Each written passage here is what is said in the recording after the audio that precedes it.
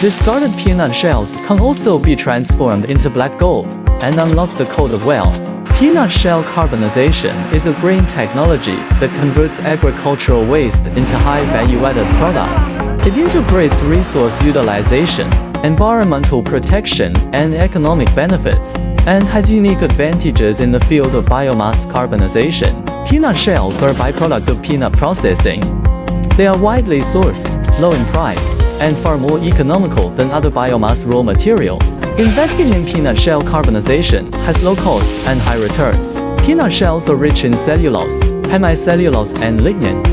They have high carbonization conversion rate, low ash content, few impurities, and higher purity after carbonization. High-quality carbon products have strong market demand.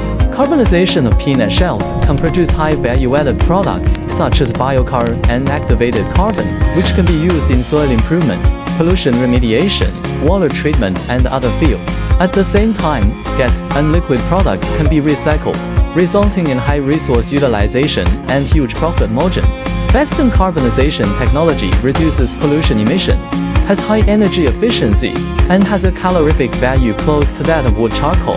Developed porous structure and excellent absorption performance can help achieve carbon neutrality.